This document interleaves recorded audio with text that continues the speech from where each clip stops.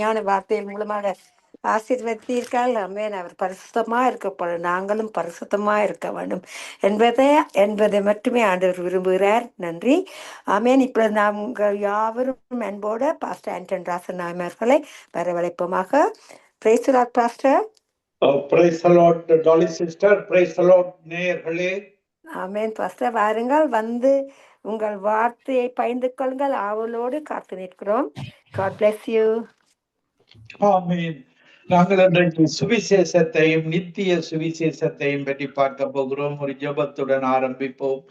கிருபையும் இரக்கமும் பரிசுத்தமும் நிறைந்த எங்கள் அன்பு தகப்பனே, நீர் எங்களுக்கு அபிஷேகத்தை தந்து சுவிசேஷத்தை அறிவிக்கும்படியாக எங்களுக்கு கட்டளையிட்டிருக்கிறீர்.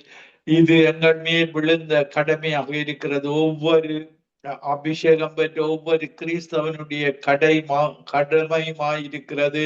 ஆண்டவரே, இந்த சுவிசேஷம் பூமியில் உள்ள சகல ஜாதிகளுக்கும் பிரசங்கிக்கப்பட நீர் எங்களோடு இருந்து உதவி செய்யும்படியாக, அவர்களுடைய குருடான கண்களை திறக்கும்படியாக, அவர்களுடைய இருதயத்தில உம்முடைய இருதயமாக மாற்றும்படியாக, உம்முடைய பரிசுத்த ஆவியை கொடுத்து அவர்களை இழுத்து கொள்ளும்படியாக உம்மை அழைக்கிறோம், உம்மை உயர்த்துகிறோம், உம்மை போற்றுகிறோம், புகழுகிறோம், வாழ்த்துகிறோம், வணங்குகிறோம், ஆராதிக்கிறோம்.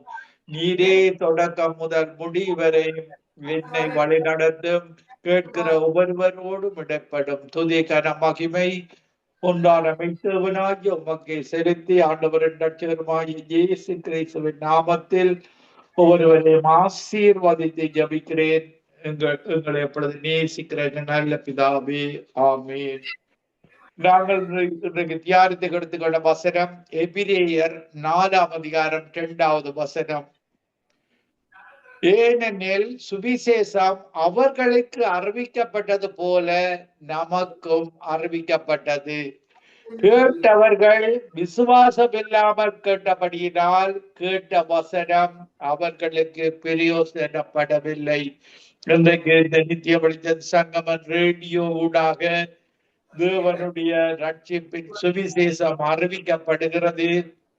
இது தேவனுடைய வசனம், பரிசுத்த ஆவியினால ஏவப்பட்டு எழுதப்பட்ட வசனம். அந்த வசனத்தை நீங்கள் தியானிக்கும் பொழுது, அதை வாசிக்கும் பொழுது பரிசுத்த ஆவியானவர் உங்களோடு இடைப்படுகிறவராக இருக்கிறார். நீங்கள் ஒரு பந்தியை வாசிக்கும் பொழுது அதுல 1-2 வசனங்கள் உங்களை தொடும், உங்களுக்கு ஒரு உணர்வை தரும். அது பரிசுத்த ஆவியானவர் தருகிற உணர்வு.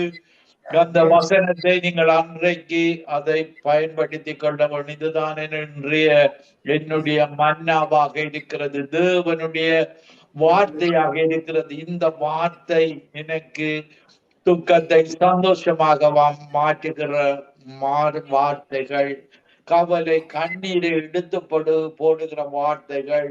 இதை நீங்கள் விசுவாசத்தோடு இந்த வசனங்களை ஏற்றுக்கொள்ள வேண்டும். பாருங்கள், இது தேவனுடைய வார்த்தை. இந்த வார்த்தை ஒரு மதுரம் போல, தேனை போன்றது. நீங்கள் பரிசுத்த ஆவியை பெற்ற பின்பு இந்த வார்த்தையை படிக்கும் பொழுது அது ஒரு தேனிலும் இனிமையாக இருக்கும், ஒரு ஔஷதமாக இருக்கும். பாருங்கள், 1 நாளாகமம் 16ஆம் அதிகாரம் 23வது வசனம் சொல்லுகிறது, பூமியின் சகல குடிகளே கர்த்தரை பாடி. Hallelujah. Thank you, Jesus. Thank you, Jesus. Glorify your name. Glory to God. பூமியின் சகல குடிகளே கர்த்தரை பாடி நாளுக்கு நாள் அவருடைய ரட்சிப்பை சுவிசேஷமாய் அறிவியுங்கள். பாருங்கள், ஒரு மனிதன் ரட்சிக்கப்படும் பொழுது பரலோகம் சந்தோஷம் அடைகிறது, நாங்களும் சந்தோஷம் அடைகிறோம். எங்களுடைய உபத்திரவ காலம் குறைக்கப்படுகிறது. பாருங்கள், ரட்சிக்கப்படுவதற்கு கொடுக்கப்பட்ட நாமம் இயேசு நாமம். அப்போஸ்தலர் 4ஆம் அதிகாரம் 12வது வசனம் சொல்லுகிறது, இயேசுவினாலே அன்றே வேறொருவராலும் ரட்சிப்பில்லை. நாம் ரட்சிக்கும்படி வானத்துக்கு கீழங்கும் மனுஷருக்குள்ளே இயேசுடைய நாமமே அல்லாமல் வேறொரு நாமம் கட்டளையிடப்படவும் இல்லை என்றான். இயேசு நாமம்தான் எல்லாம். அந்த உலகத்துல வாழ்ந்து கொண்டிருக்கிற ஒவ்வொரு மக்களுக்கு மதங்களால ரட்சிப்பு கொடுக்க முடியாது, இயேசு கிறிஸ்துவனுடைய ஒரே நாமம்தான் ரட்சிப்பை கொடுக்கிற நாமமாக இருக்கிறது. ஆதலால் இந்த கடைசி காலத்தில நீங்கள் இயேசுவை அறிந்து கொள்ள வேண்டும். பாருங்கள், பிலிப்பியர் 2ஆம் அதிகாரம் 6வது வசனத்திலேயும் இயேசு தேவனுடைய ரூபமாய் இருந்தும் தேவனுக்கு சமமாய் இருப்பதை கொள்ளையாடின பொருளாக எண்ணாமல் தம்மை தாமே வெறுமையாக்கி அடிமையின் ரூபப்படுத்து மனுஷ சாயலானார். அவர் மனுஷ ரூபமாய் காணப்பட்டு மரண பரியந்தம், அதாவது சிலுவையின் மரண பரியந்தம் கீழ்ப்படிந்தவராகி தம்மை தாமே தாழ்த்தினார்.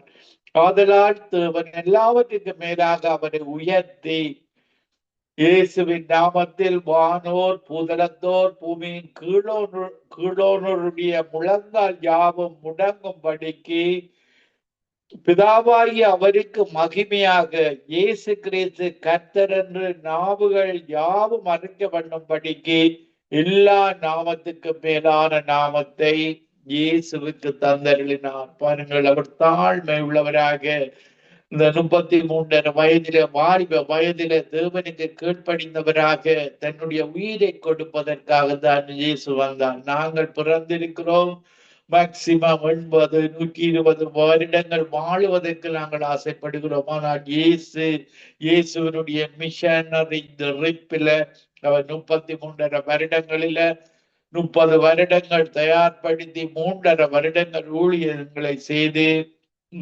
பாவம் இல்லாத இயேசு பாவமாக மரிக்க வேண்டும். சாபம் இல்லாத இயேசு சாபமாக மனுக்குலத்தின் சாபத்துக்காக அவர் சாபமாக மாற வேண்டும். பாவம் இல்லாத இயேசு பாவமாக மாற வேண்டும். எங்களுக்காக, உங்களுக்காக, ஒவ்வொரு விசேடமாக இந்த நிகழ்ச்சியை கேட்டுக்கொண்டிருக்கிற இந்த தமிழ் மக்களுக்காக அவர் பாவமானார், சாபமானார்.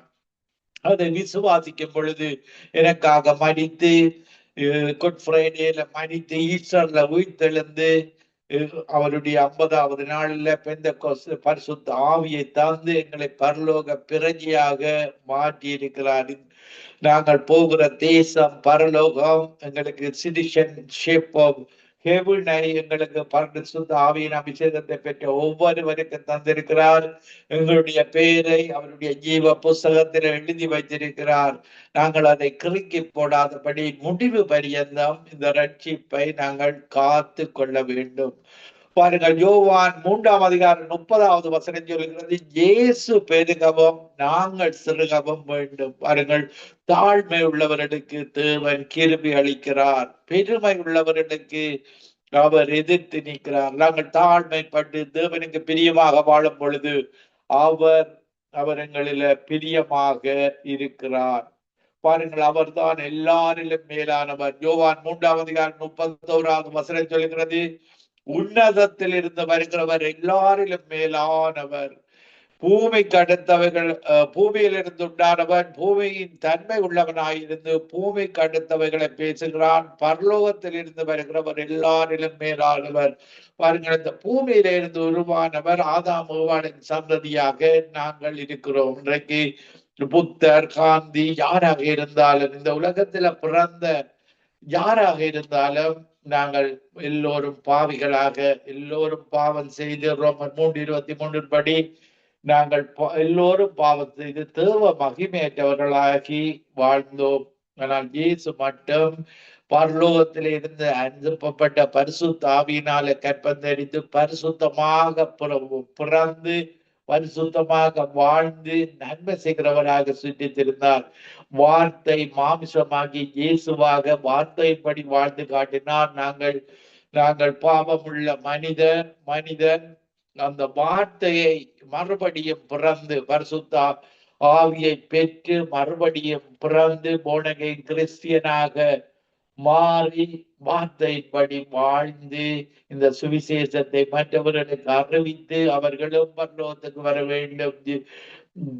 அந்த அவருடைய பரலோக ராஜ்யத்தில் எல்லாரும் வாழ வேண்டும் என்று விருப்பம் உள்ளவர்தான் ஆண்டவராகிய இயேசு கிறிஸ்து. அவர் பட்சபாதம் உள்ளவர்கள் எந்த மத இனமாக இருந்தாலும் இன்றைக்கு எந்த மத மக்களையும் இயேசு நேசிக்கிறார், எங்களுடைய தேவன் நேசிக்கிறார். அதற்காக தான் 2வது கற்பனையில உன்னை போல் உன் அயலானை நேசி, பிறனை நாங்கள் நேசிக்க வேண்டும். எந்த மத இனமாக இருந்தாலும் அவர்களை நேசிக்க வேண்டும். ஆனால் அவர்களுக்குள்ளே இருக்கிற அந்த பிசாசின் கிரிகைகள், குணங்கள் இருக்கிறது. பாருங்கள், வச்சாரம், வேசித்தனம், கொலைகள், வெறிகள், களியாட்டுகள், இவற்றுகளுக்குள்ள ஒவ்வொன்றுக்குள்ளே ஒரு ஆவிகள் இருக்கிறது. பொல்லாத ஆவிகள், தீமை செய்கிற ஆவிகள்.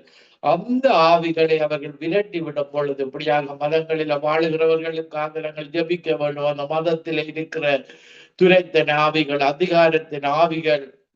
எங்களுடைய போராட்டம் மனிதனோடு போராடுவதில்லை, மாம்சத்தோடும் இரத்தத்தோடும் அல்ல. துரைத்தனங்கள், துரைத்தன ஆவிகள், அதிகாரத்தின் ஆவிகள், வானமண்டலத்தில் உள்ள பொல்லாத ஆவிகளின் சேனைகள். பாருங்கள், கொலை செய்கிற ஆவிகள் எல்லாம் சில மனிதர்கள் இருக்க. அந்த ஆவிகள் அகன்று போய்விட்டால் அவர்கள் நல்லவர்களாக மாறிவிடுவார்கள். பாருங்கள், இந்த இந்த பல புஸ்தகங்களை எழுதின பவுல் சவுலாக இருந்த பொழுது கிறிஸ்தவர்களுக்கு எதிராக துன்பப்படுத்தினான். சோவானை கொலை செய்வதற்கு உடந்தையாக இருந்தான். ஆனால் அவனோட இயேசு இடப்பட்ட பொழுது முள்ளில் உதைப்பது கடினம் என்று உணர்ந்து கொண்டான். இயேசுதான் ரட்சகர், இயேசுதான் தேவன் என்று அவன் அறிந்து கொண்டார். அவர்தான் ஜட்ஜாக வரப்போகிறார். ஆதியும் அந்தமானவர், தொடக்கம் முடிவுமானவர் இயேசு அவனோடு இடப்பட்ட பொழுது அவனுடைய வாழ்வு மாறுகிறது. கடின இருதயம் சதையான இருதயமாக மாறுகிறது. இப்படியாக இந்த இயேசு கிறிஸ்துவின் ஆவி அவனிடத்துல வருகிறது. நல்ல குணங்கள் வருகிறது. ஒவ்வொரு மனிதனும் ரட்சிக்கப்படும் பொழுது பாருங்கள், நாங்கள் லூக்கா 19ஆம் அதிகாரத்துல சகேயு என்ற மனிதனை பார்க்கிறோம். இயேசு இடப்பட்ட பொழுது அவன் அரவாசி இப்போ என்னுடைய சொத்தில் அரவாசியை ஏழைகளுக்கு கொடுக்கிறேன். 4 மடங்கை நான் யாரிடமும் அநியாயமும் பெற்றிருந்தால் 4 மடங்கு பணத்தை கொடுக்கிறேன். இதுதான் இயேசு எங்களுடைய இருதயங்களில் செய்வது. நீங்கள் எந்த மத இனத்தில் இருந்தால் உங்களுடைய பொல்லாத ஆவிகள், பிசாசினுடைய ஆவிகள், தீமை செய்கிற எண்ணங்கள் இயேசு வரும்பொழுது அந்த எண்ணங்கள் எல்லாம் அகன்று போகிறதாக இருக்கு. உங்களுடைய இருதயம் மாற்றப்படுகிறது. ஒரு இருதய ஆபரேஷன். பாருங்கள், இருதயத்துல சில மாற்றி சிகிச்சையை டாக்டர் செய்வார்கள். ஆனால் தேவன் செய்கிற சிகிச்சை உங்களுடைய கடின இதயத்தை, உங்களுடைய டஃப்பான இதயத்தை, இரக்கமில்லாத இதயத்தை எடுத்து போட்டு ஒரு இரக்கமுள்ள இருதயத்தை தருவது. ஒரு சதையான இருதயத்தை தந்து அவருடைய நவமான ஆவியை தந்து மற்றவர்களை நேசிக்க. அது 2வது கற்பனையின்படி பிறரை நேசிக்க. அந்த ஒன்றான மெய்த்தவனை முழு இருதயத்தோடும், முழு ஆத்மாவோடும், முழு பலத்தோடும் நேசிக்க.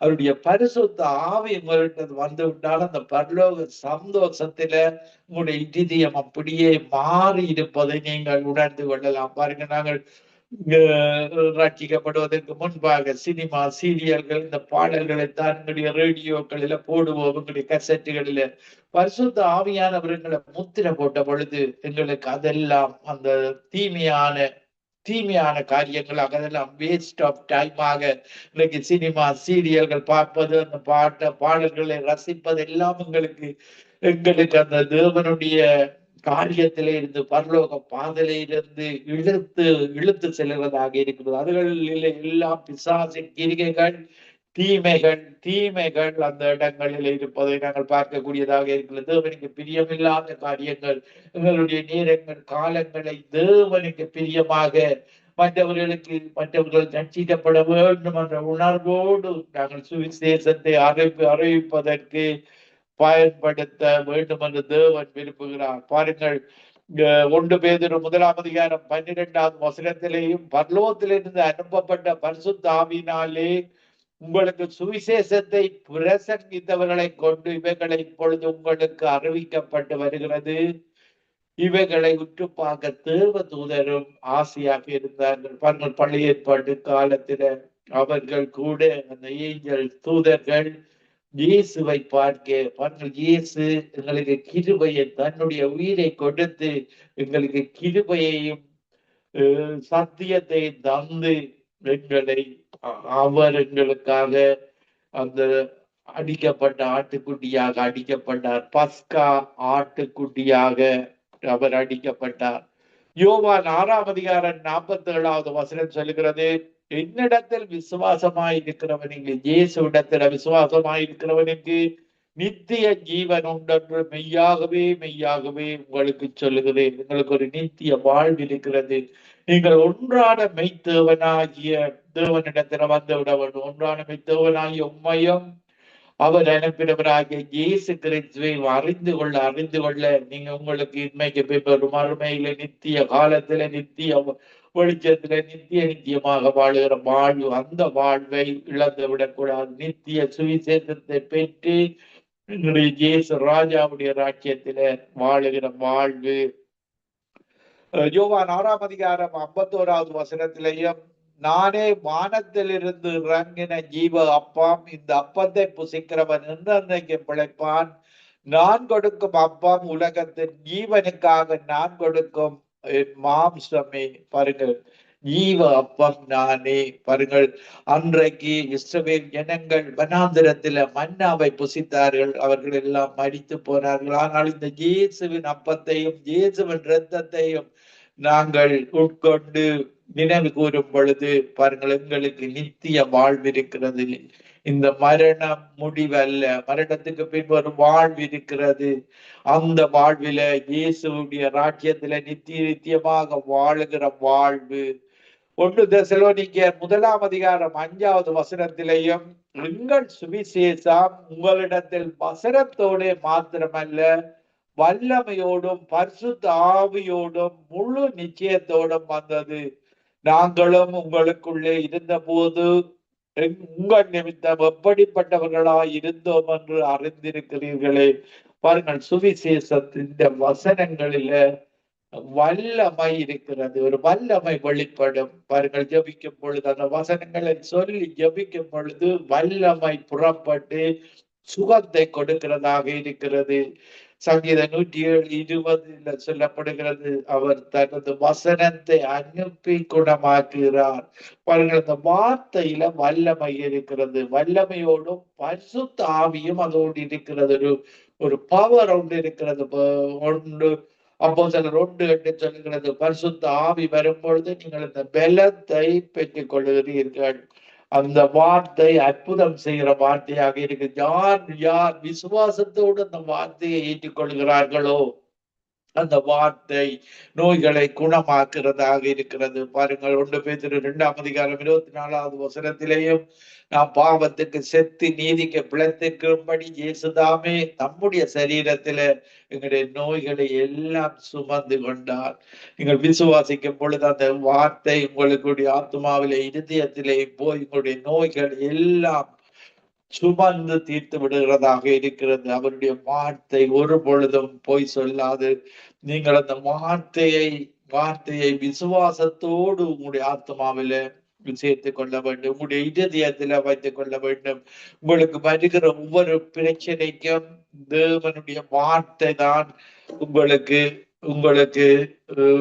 உங்களுடைய வாழ்க்கையை தருகிறது. நீங்கள் வார்த்தையை நீங்கள் மறந்து விட்டீர்களாக இருந்தால், இன்றைக்கு இன்டர்நெட் பெருகின காலத்துல நீங்கள் கூகுள்ல போய், எனக்கு இன்னைக்கு துக்கமாக இருக்கிறது, பைபிள் வேர்சஸ் ஃபார் sorrow, எனக்கு பயமாக இருக்கிறது, பைபிள் வேர்சஸ் ஃபார் ஃபியர். அந்த வார்த்தைகளை உங்களுக்கு பயம் வரும் பொழுது அந்த வார்த்தைகளை நீங்கள் திரும்ப திரும்ப நீங்கள் பாவித்துக் கொள்ள வேண்டும். தேவன் நமக்கு பயமுள்ள ஆவியை கொடாமல் அன்பும் பலமும் தெளிந்த புத்தியும் உள்ள ஆவியை கொடுக்கிறார். பாருங்கள், பிசாசு தருகிற ஆவி கன்ஃபியூஸ் ஆவி, குருட்டாக்குற ஆவி. எந்த சரியான வழியை பிசாசு தராது, கன்ஃபியூஸ் பண்ணுவான், டவுட் ஏற்படுத்துவான். எங்களுடைய தேவன் தருகிறது தெளிந்த புத்தியுள்ள. நீங்க தெளிந்த புத்தி இல்லாவிட்டால் ஒரு பல ரட்சிக்கப்படாதவர்களை பார்த்தால் கன்ஃபியூஸ் ஆகத்தான் இருப்பார்கள். அவர்களுடைய வார்த்தைகள் நம்பிக்கையற்ற வார்த்தைகளாக இருக்கு. தேவனுடைய வார்த்தை அது ஒரு நம்பிக்கை உள்ள வார்த்தைகளாக, அது வல்லமை உள்ள வார்த்தைகளாக, பரிசுத்த ஆவியின் உதவியோடு அந்த வார்த்தைகள் வாழ்வளிக்கிற வார்த்தைகளாக இருக்கிறது.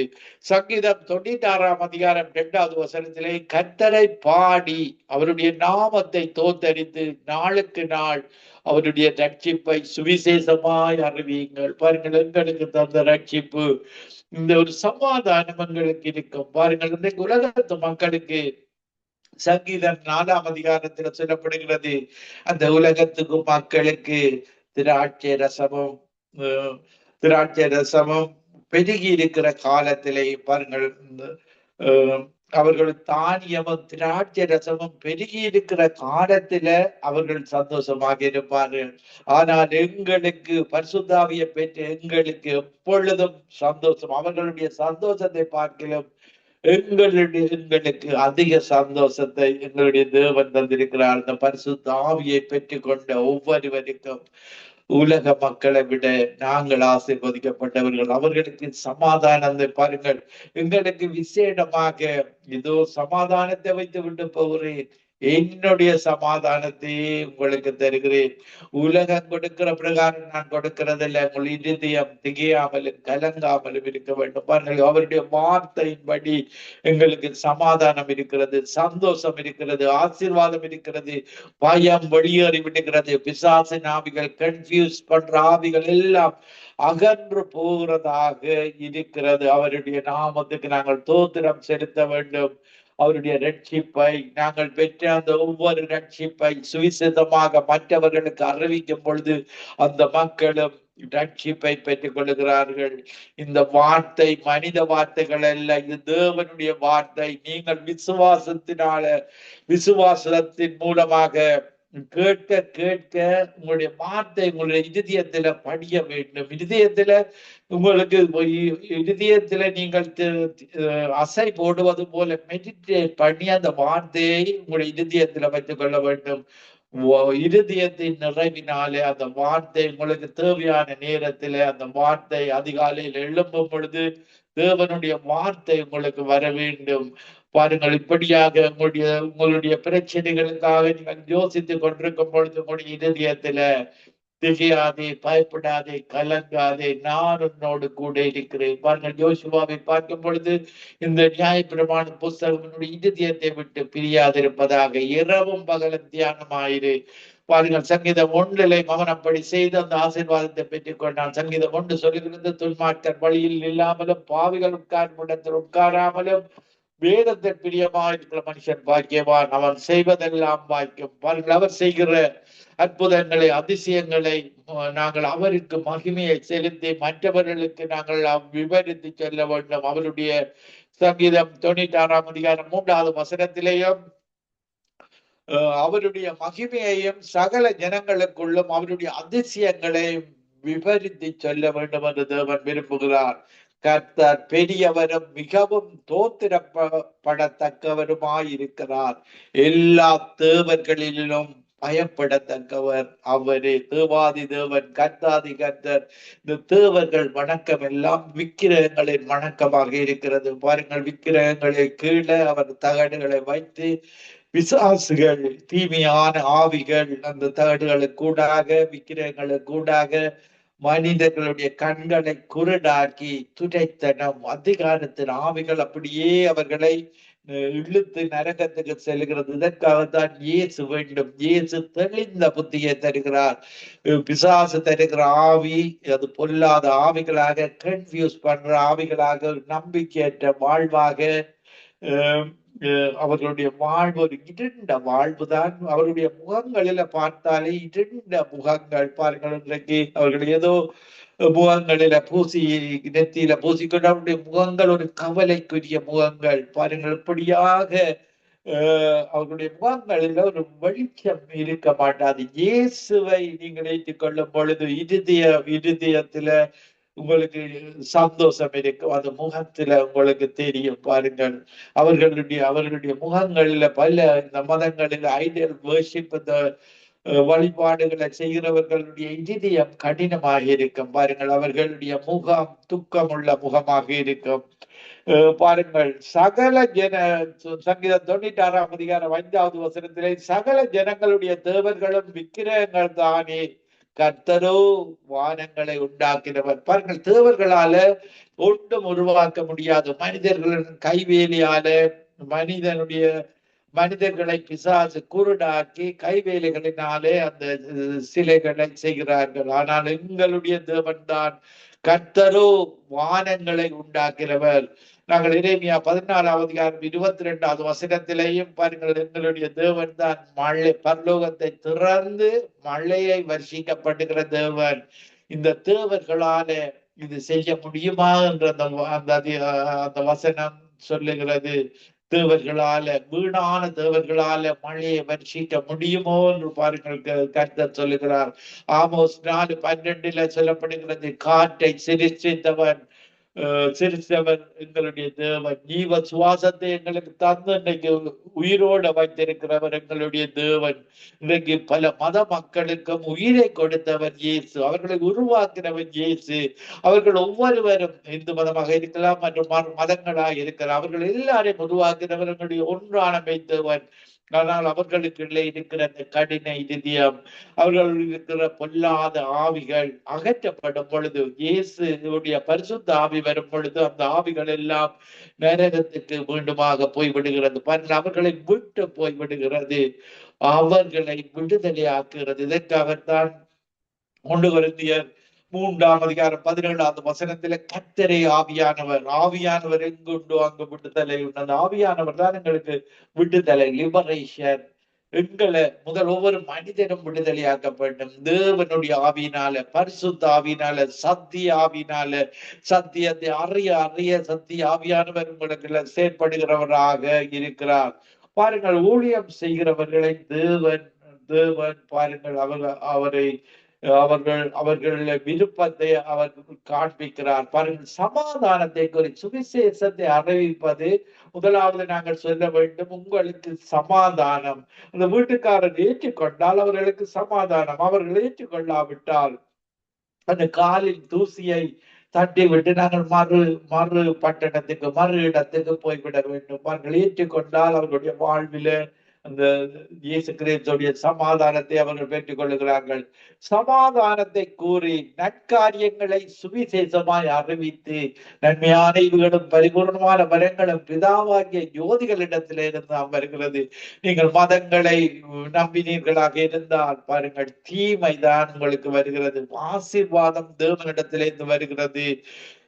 ஒவ்வொரு ஆசீர்வாதங்களின் நன்மைகள் தேவனிடத்திலிருந்து வருகிறது. சாபம், மரணம், இதுகள் பிசாசிடத்திலிருந்து வருகிறது.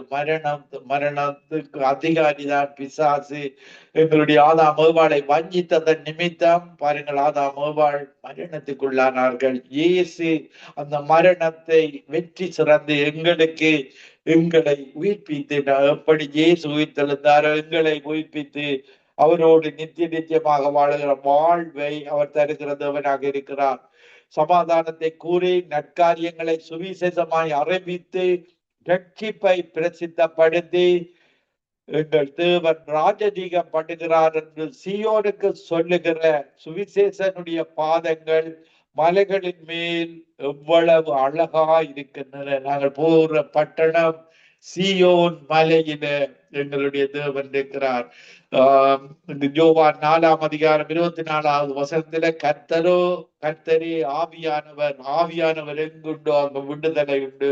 பாருங்கள், எங்களுடைய தகப்பன் ஆவியாக இருக்கிறார். ஸ்பிரிச்சுவல் ஃபாதர், எங்களுக்கு உலக அப்பா இருக்கிறார்கள். ஃபிளஷ் ஃபாதர், எங்களுடைய தேவன் ஸ்பிரிச்சுவல் ஃபாதராக இருக்கிறார். பாருங்கள், அவர் தம்முடைய ஆவியை எங்களுக்கு தந்திருக்கிறார்.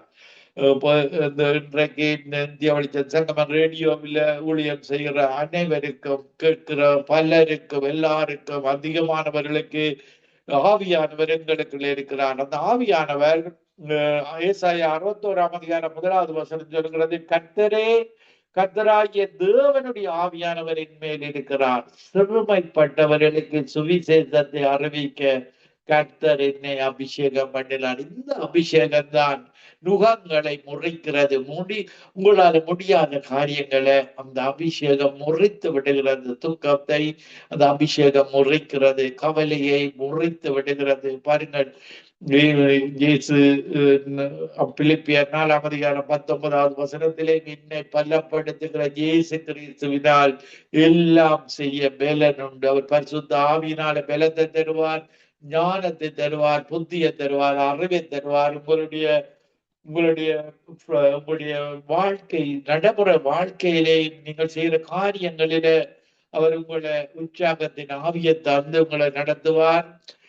அத்தோடு உங்களுடைய ஸ்பிரிச்சுவல் முன்னேற்றத்துக்கும் அவருடைய ஆவியானவர் உதவி செய்கிறார். பாருங்கள், அடுத்த வசனத்திலே ஏசாயா 61:2 கர்த்தருடைய அனுக்கிரக வருஷத்தை நம்முடைய தேவன் நீதியை சரிக்கட்டு நாளை கூறவும் துயரப்பட்ட அனைவருக்கும் ஆறுதல் செய்யவும். பாருங்கள், ஆறுதல் இழைப்பாறுதலை தருகிற தேவன் தான் எங்களுடைய தேவன். பாரப்பட்டு சுமக்கிறவர்களே, என்னிடத்தில் இயேசுவிடத்தில் வாருங்கள், நான் உங்களுக்கு இளைப்பாறுதல் தருவேன். பாருங்கள், நீங்கள் சுமந்து கடின வேலைகள் செய்து ஒரு ஆசீர்வாதம் இல்லாம வாழுகிறீர்களா? இயேசுவிடத்துல வாருங்கள், அவர் உங்களுக்கு இளைப்பாறுதல் தருகிறவராக இருக்கிறார். இப்படியான தேவன் தான். பாருங்கள், துயரத்துக்கு பதிலாக சிங்காரத்தையும் ஆனந்த தைலத்தை தருகிறார். ஒடுங்கின ஆவிக்கு பதிலாக துதியின் ஆடையை தருகிறார். இப்படியான தேவன் தான் எங்களுடைய தேவனாக இருக்கிறார். பாருங்கள், இயேசு மத்தேயு 4:23 வசனத்திலேயும் இயேசு கலிலேயா எங்கும் சுற்றி நடந்து அவர்களுடைய ஜெப ஆலயத்தில் உபதேசித்து ராஜ்யத்தினுடைய சுவிசேஷத்தை பிரசங்கித்து மன திரும்பங்கள், தேவனுடைய ராஜ்யம் சமீபத்திருக்கிறது. பாருங்கள், அதை நாங்கள் விசுவாசித்து பரிசுத்த ஆவி எங்களிடத்துல வந்திருக்கும் பொழுது தேவனுடைய ராஜ்யம் எங்களுக்குள்ள வந்திருக்கிறது. பாருங்கள், அந்த பரிசுத்த ஆவியானவர் உலகத்தில் படைத்த அந்த தேவன் பரிசுத்த ஆவியானவராக எங்களுக்குள்ள வந்திருக்கிறார். ராஜ்யத்தின் சுவிசேஷத்தை பிரசங்கித்து ஜனங்களுக்கு உண்டாயிருந்த சகல வியாதிகளையும் சகல நோய்களை நீக்கி சுகம் கொடுத்ததை நாங்கள் பார்க்கக்கூடியதாக இருக்கிறது. பாருங்கள், குருடர்கள் பார்த்தார்கள், செவிடர்கள் கேட்டார்கள், முடவர்கள் நடந்தார்கள். ஐயா, முடவர்கள் நடந்தார்கள். உம்மை நம்பி உந்தன் பாதம் உறுதியாய் பற்றி கொண்டோ, நீர் ஒருபோதும் கைவிட மாட்டீர். அச்சாரமாய் முத்திரையாய் அபிஷேக தைலத்தை அபிஷேகத்தை எங்களுக்கு தந்து அச்சார ஆவியை தந்து எங்களை பரலோக பிரஜைகளாக மாற்றி இருக்கிறார். பாருங்கள், இந்த மத்தேயு 24:14 வசனத்திலேயும் ராஜ்யத்தினுடைய இந்த சுவிசேஷம் பூலோகமெங்கும் உள்ள சகல ஜாதிகளுக்கும் சாட்சியாக பிரசங்கப்படும், அப்பொழுதுதான் முடிவு வரும். இயேசு கிறிஸ்து வெயிட் பண்ணி கொண்டிருக்கிறார். இந்த உலகத்தில் இருக்கிற இந்த நித்திய சங்கம ரேடியோவுக்குள்ளாக இப்படி ஒவ்வொருவரும் இந்த சுவிசேஷத்தை 5 கண்டங்களுக்கும் பிரசங்கிக்கப்பட வேண்டும். அப்பொழுதுதான் அவர் வரும் பொழுது பல மக்கள் ரட்சிக்கப்பட்டு அவர் அவர் அவர் எல்லாரையும் இழுத்து கொள்ள சித்தமுள்ளவராக இருக்கிறார்.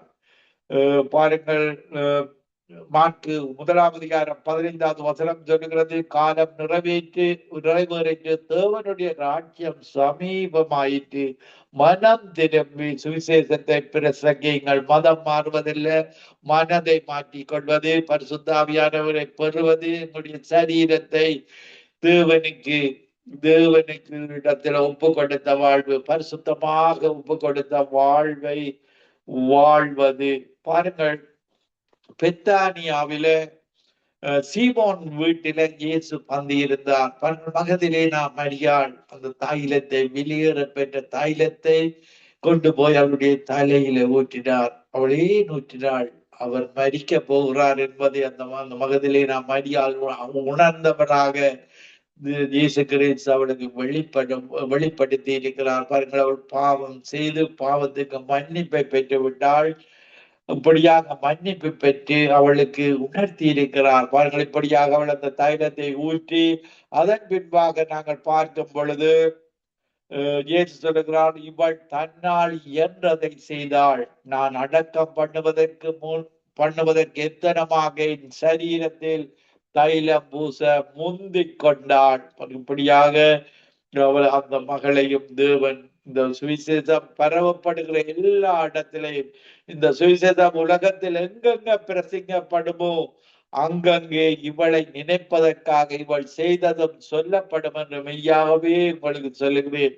பாருங்கள், இப்படியாக அந்த பந்தியில இருந்து அடுத்த வசனத்துல பார்க்கும் பொழுது 14:10 12 ஒருவனாகிய யூதாஸ் காரியோத்து என்பவன் அவரை பிரதான ஆசாரியருக்கு காட்டி கொடுக்கும்படி அவர்களிடத்துல போனான். பாருங்கள், அன்றைக்கு அந்த பந்திக்கு பின்பு யூதாஸ் காட்டி கொடுக்க போகிறான்.